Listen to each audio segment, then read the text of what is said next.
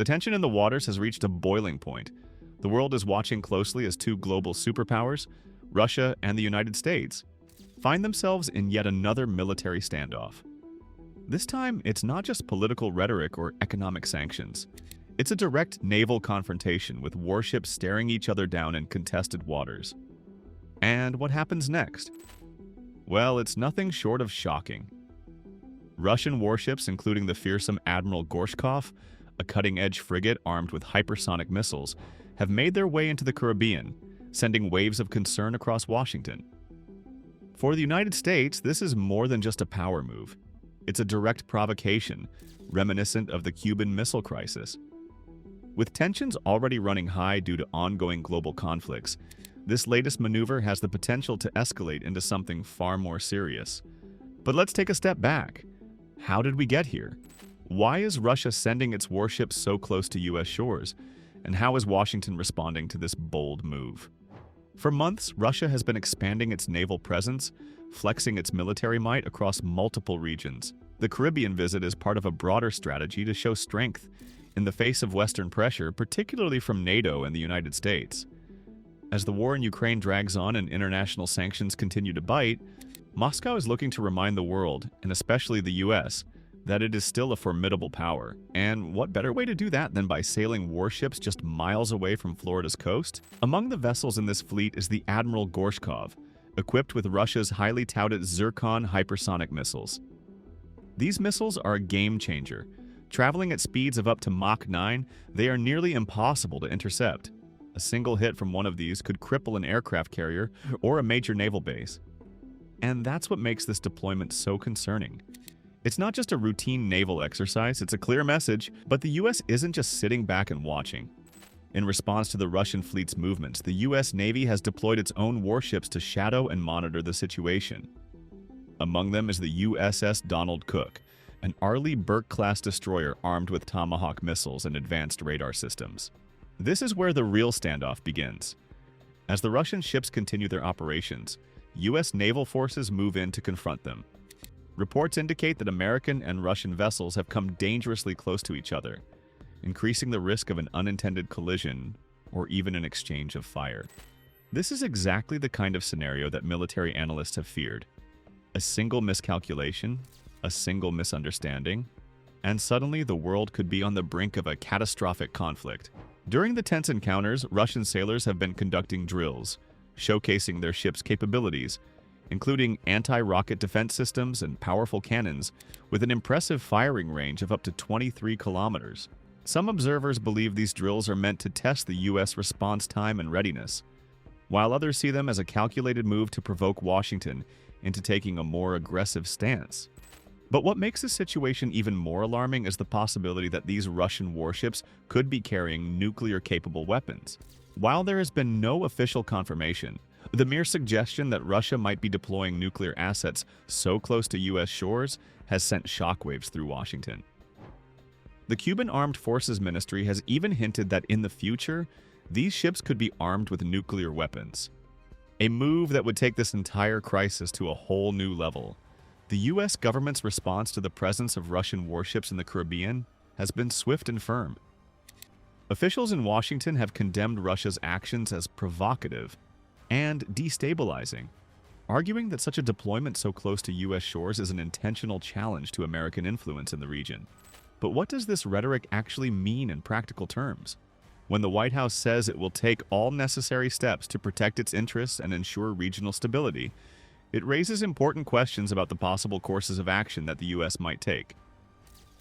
These actions generally fall into three broad categories: military escalation, diplomatic pressure, and economic sanctions. One of the most immediate and visible responses to Russian naval activity has been the deployment of U.S. warships to monitor and shadow the Russian fleet.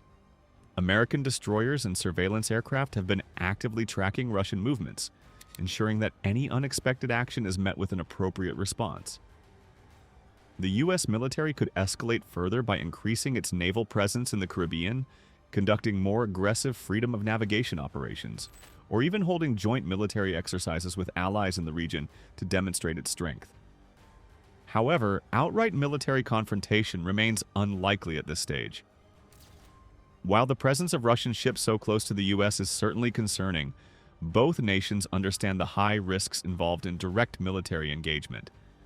A miscalculation or provocation that results in a clash could have disastrous consequences, potentially escalating into a global crisis. Therefore, while military deterrence is a key part of the U.S. strategy, it is unlikely to be the primary means of resolving the situation. The U.S. has a long history of using diplomatic channels to counteract Russian influence, and this situation is no different. Washington could seek to rally its allies, both in Latin America and beyond, to publicly condemn Russia's actions and isolate Moscow on the world stage. This could involve pushing for strong statements from organizations like the Organization of American States, OAS, or even bringing the issue to the United Nations. In addition, the U.S. may leverage its diplomatic influence over Cuba. While Cuba has historically maintained strong ties with Russia, it also values economic and political relations with other nations. The U.S. could attempt to persuade Havana that allowing Russian warships to operate in its waters is not in its long-term interests, particularly if it leads to increased tensions with Washington. Sanctions are one of the U.S.'s most frequently used tools against adversaries.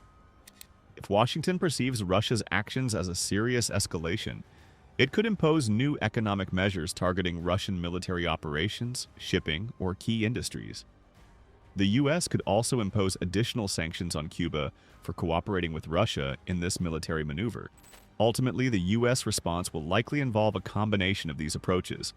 While military action remains the least likely option, diplomatic and economic measures could be used to increase pressure on Russia and its allies.